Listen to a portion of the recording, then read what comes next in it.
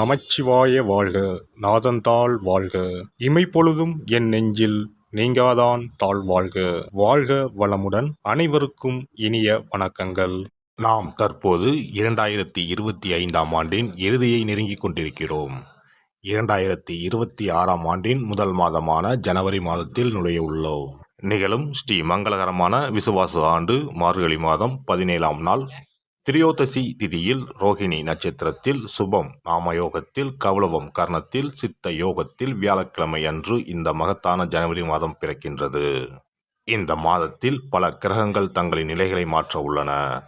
ஜோதிட சாஸ்திரப்படி ஜனவரி 1, 2026இல் கிரகங்களின் சிறப்பு சேர்க்கையால் உருவாகும் மிகப்பெரிய யோகமான சங்கோண யோகம் ஒரு சில ராசிக்காரர்களுக்கு மங்களகரமானதாகவும் அதிர்ஷ்டமானதாகவும் வாழ்வில் புதிய வெளிச்சம் தருவதாகவும் அமையும்.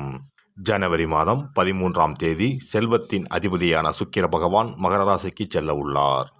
ஜனவரி மாதம் 15ஆம் தேதி கிரகங்களின் தலைவனாக கருதப்படும் சூரிய பகவான் மகர ராசிக்குள் நுழைய உள்ளார். ஜனவரி மாதம் 16ஆம் தேதி கிரகங்களின் தளபதியான செவ்வாய் பகவான் மகர ராசியில் சஞ்சரிக்க உள்ளார். இம்மாதம் அதாவது ஜனவரி 17ஆம் தேதி புதன் பகவானும் ஜனவரி 18ஆம் தேதி சந்திர பகவானும் மகர ராசிக்கு செல்ல உள்ளனர்.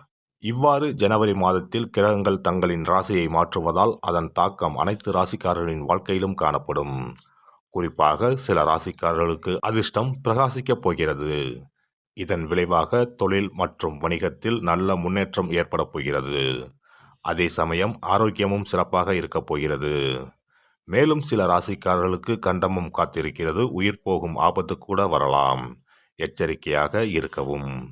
யமனே எதிரில் வந்தாலும் சிவனின் அருள் இருந்தால் எதிலும் வெற்றி பெறலாம். சிவ வழிபாடு கர்ம வினைகளை அளிக்கும். இந்த கிரகங்களின் பெயர்ச்சியால் இம்மாதம் உங்கள் வாழ்வில் நடக்க இருக்கும் சுப மற்றும் அசுப பலன்கள் என்ன என்பதனையும், அசுப பலன்கள் ஏற்படுமாயின் ராசிக்காரர்கள் செய்ய வேண்டிய பரிகாரம் என்ன, வழிபட வேண்டிய தெய்வம் யார் என்பதனை பற்றியும் விரிவாக காண்போம். பிறக்கப் போகும் இம்மாதத்தில் உங்கள் வாழ்வில் வளமும் நலமும் செல்வ செழிப்பும் பெற்று வாழ்வின் உயரிய நிலையை அடைய எல்லாம் வல்ல எம்பெருமானை வேண்டி விரும்பி கேட்டுக்கொள்கிறேன். எப்போதும் தர்ம சிந்தனையுடன் காணப்படும் துலாம் ராசி அன்பர்களே, நீங்கள் அவசரப்படாமல் நிதானமாக எந்த ஒரு செயலையும் செய்தால் வெற்றி நிச்சயம். இந்த மாதம் எல்லா வகையிலும் நன்மைகள் உண்டாகும். எதிர்ப்புகள் விலகும். பணவரத்து அதிகரிக்கும். நண்பர்களால் உதவிகள் கிடைக்கப் பெறுவீர்கள். தொழில் வியாபாரம் தொடர்பாக சில முக்கிய முடிவுகள் எடுப்பீர்கள். வியாபாரம் தொடர்பான வழக்கு விவகாரங்களை தள்ளி போடுவது நல்லது. எதிர்பார்த்த லாபம் கிடைத்தாலும் பண தேவை ஏற்படும். உத்தியோகத்தில் இருப்பவர்கள் கூடுதலாக பணியாற்ற வேண்டியிருக்கும்.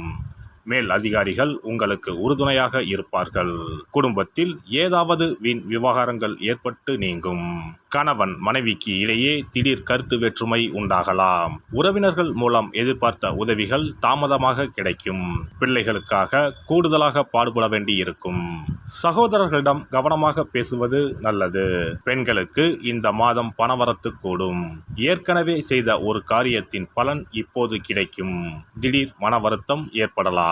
கலைத்துறையினரை பொறுத்தவரை மற்றவர்களுக்கு உதவ போய் வீண் பிரச்சனைகளில் மாட்டிக்கொள்ளலாம். கவனம் தேவை. வாகனங்களில் செல்லும் போது எச்சரிக்கையாக செல்வது நல்லது. அரசியல் துறையினருக்கு எல்லா நன்மைகளும் உண்டாகும். மன துயரம் நீங்கும். சிற்றின்ப செலவு அதிகரிக்கும். மனதில் ஏதாவது ஒரு கலக்கம் ஏற்படும். காரணமே இல்லாமல் வீண்பழி சுமக்க நேரிடும். ஒதுங்கி சென்றாலும் கூட வலிய வந்து சிலர் சண்டை போடலாம். கவனமாக இருப்பது நல்லது. மாணவர்கள் எதையும் ஒரு முறைக்கு பலமுறை யோசித்து செய்வது நல்ல பலனை தரும். நட்சத்திர பலன்கள். சித்திரை 3, 4ஆம் பாதங்கள். இந்த மாதம் அடுத்தவர்களிடம் பேசும்போது யாரை பற்றியும் விமர்சிக்காமல் இருப்பது நன்மையை தரும். பண வரவில் தாமதம் இருக்கும். மாணவர்களுக்கு கல்வியில் பின்தங்கிய நிலை மாற கூடுதல் கவனத்துடன் அதிக நேரம் ஒதுக்கி பாடங்களை படிப்பது அவசியம். சுவாதி நட்சத்திரம். இந்த மாதம் பணவரத்து கூடும். ஆன்மீக செலவுகள் உண்டாகும். காரிய தடை தாமதம் விலகும். ஆனாலும் அந்த காரியத்தை செய்து முடிக்க கூடுதலாக உழைக்க வேண்டியிருக்கும். அந்நிய மொழி பேசுபவர்களால் உதவிகள் கிடைக்கும்.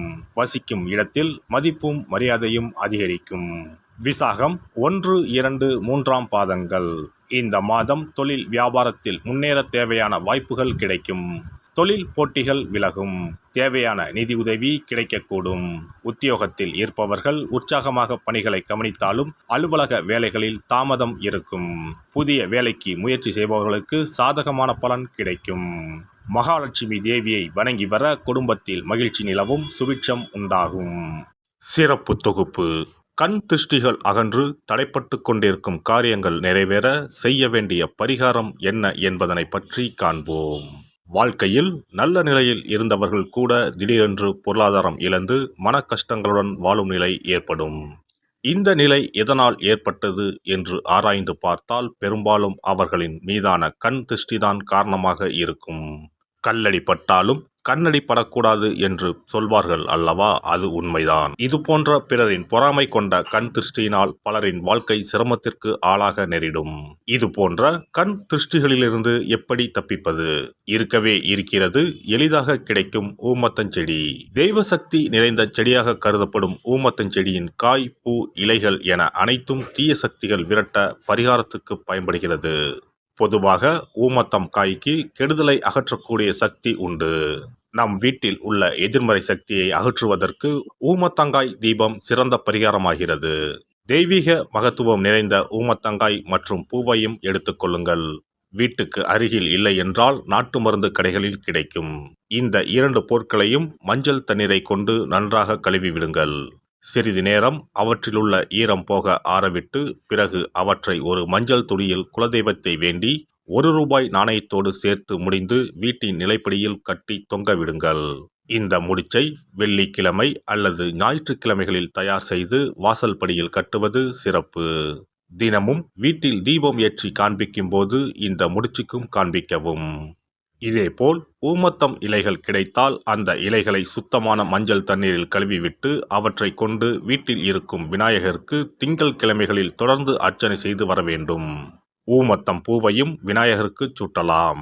3 வாரங்கள் தொடர்ந்து திங்கள் கிழமைகளில் விநாயகருக்கு ஊமத்தை இலையால் அர்ச்சனை செய்து ஊமத்தம் பூவை சூட்டி வழிபட்டால் வீட்டில் உள்ள கெட்ட சக்தி நடமாட்டம் மற்றும் கண் திருஷ்டிகள் தீரும். ஊமத்தம் செடியும் சிவபெருமானுக்கு உகந்த இலை ஆகும். இந்த ஊமத்தங்காய் வைத்து சிவபெருமானுக்கு தீபம் ஏற்றி வழிபடுவதன் மூலம் நமது பிரச்சனைகளில் இருந்து எளிதாக விடுபட முடியும். முதலில் 2 ஊமத்தங்காய்களை எடுத்துக்கொள்ள வேண்டும்.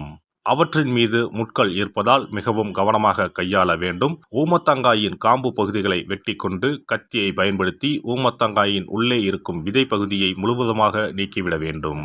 பின்னர் 2 அகல் விளக்குகள் மற்றும் விளக்கு வைப்பதற்கான 2 தட்டுகளை எடுத்து சுத்தம் செய்து அவற்றிற்கு மஞ்சள் குங்குமம் போட்டு வைத்துக் கொள்ள வேண்டும். பின்னர் 2 தட்டின் மீதும் ஒவ்வொரு அகல் விளக்கை வைத்துக் கொள்ள வேண்டும். அதன் பிறகு எப்போதும் பூஜை செய்வதற்கு வைப்பது போன்ற வெத்தலைப்பாக்கு, பழம் போன்றவற்றை வைத்துவிட்டு 2 விளக்குகளையும் ஏற்றி சிவபெருமானை மனதார வேண்டிக் கொள்ள வேண்டும்.